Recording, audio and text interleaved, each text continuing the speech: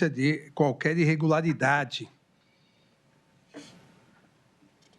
no sistema eleitoral. E isso também é muito interessante, porque a partir das investigações, a partir da apreensão de mídias, áudios, vídeos, depoimentos, ministra Carmen, se verifica que nenhum dos golpistas, dos denunciados como golpistas, nenhum realmente acreditava em fraude eleitoral. É um núcleo de desinformação, e por isso que os núcleos se completam na descrição da Procuradoria-Geral da República nessa organização criminosa. Os núcleos se completam porque o núcleo de desinformação, ministro Fux, criou isso porque isso era um antídoto para eventualmente se perdessem as eleições. E criou e divulgou. Agora, entre eles mesmos diziam, não, mas não tem nada, não achamos nada, ninguém achou, mas continuavam repetindo porque seria o estopim para tentar convencer as Forças Armadas. O comandante do Exército, o comandante da Força Aérea, várias vezes disseram, nunca foi encontrado nada. O comandante do Exército, e o Exército participou da comissão no TSE, falou, nunca foi encontrado nada. Mas mantinham, mesmo depois das eleições, nós já estamos falando aqui, já chegamos até dezembro, quase dezembro, mantinham esse discurso golpista. Esse discurso golpista, e por que isso?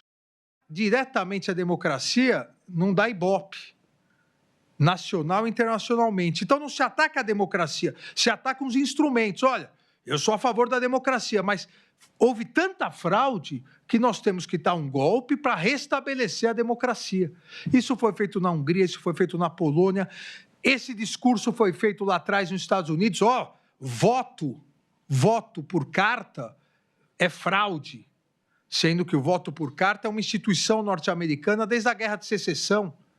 Só que como um partido sabe que o outro, tradicionalmente, tem mais votos por carta, se eu perder, joga no voto por carta. No Brasil, se perder, joga na urna eletrônica, no TSE que fraudou. Um discurso golpista para ter uma fundamentação para o decreto que estava sendo elaborado para o fim do Estado Democrático de Direito brasileiro. Por favor. Eu nunca soube na história do mais louco tirano resolver que anunciaria que era contra a democracia, desde sempre. Falam ele tanto quer em que não é covarde. Eles são a favor da democracia sem povo. E aí é que não dá certo, porque a democracia é o governo do povo. Então, esse tipo de populismo, como Vossa Excelência denuncia, ele se repete, só que agora com efeitos exponencialmente mais graves, porque ele usa dessas redes digitais e consegue uma quase que conversão a um discurso, ainda que inexistente, fraudulento ou mentiroso, como foi o caso. E diz Cid, nenhum indício de fraude.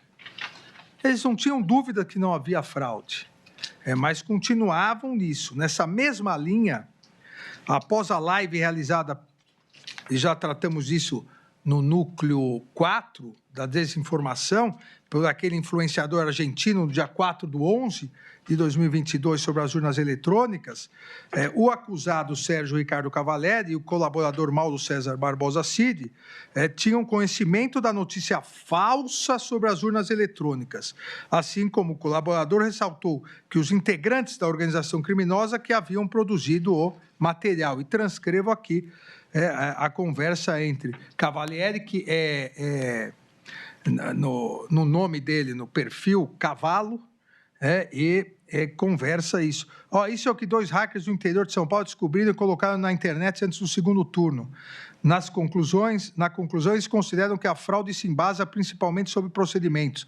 Saldo da fraude, por exemplo, o Nordeste teve mais 2 milhões de votos após as 6 horas da tarde.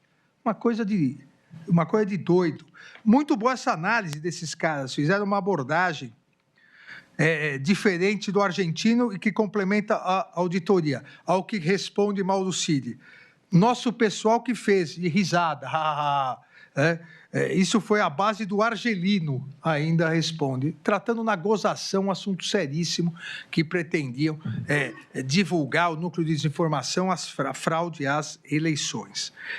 Dia 26/11, o acusado Sérgio Ricardo Cavalieri perguntou ao réu colaborador Mauro Sérgio Cid se o réu Jair Messias Bolsonaro tinha conhecimento das ações ilícitas que estavam sendo praticadas, o qual foi confirmado pelo próprio denunciado Sérgio Ricardo Cavalieri de Medeiros em depoimento prestado à polícia. Ou seja, o que eu li anteriormente em relação a um aqui também. O 01 sabe disso, que é da referência ao presidente. Se o presidente tinha conhecimento, carta aberta, sabe. Respondeu que sim, que o presidente tinha conhecimento sempre para convencer, sempre para pressionar o comandante, principalmente do Exército. A denúncia ainda aponta que o acusado Sérgio Ricardo Cavalieri de Medeiros e o coronel Gustavo Gomes, em 15/12/2022, em que é demonstrada a expectativa dos integrantes da organização criminosa sobre uma possível concordância do alto comando do Exército. Vossas Excelências se recordam, já tratamos isso nos núcleos anteriores, que dia 15/12 era o dia em que a Operação Punhal Verde e Amarelo seria realizada, após um monitoramento que foi realizado, entre outras autoridades, o presidente, então presidente eleito, hoje presidente da República, Luiz Inácio Lula da Silva, o vice-presidente Aldo Alckmin, esse relator, o monitoramento desde o dia 12, que foi a diplomação, passando por dia 13, 14, e no dia 15 tudo montado, conforme a Polícia Federal aponta, e há indícios razoáveis disso, e a Procuradoria também da denúncia, para que houvesse a execução e neutralização dos alvos, como se refere no jargão militar aqui nas mensagens. Só que aguardavam o quê? Aguardavam o resultado da reunião em que o ministro da Defesa, réu do Núcleo 1, Paulo Sérgio, havia convocado os 3 chefes das Forças Armadas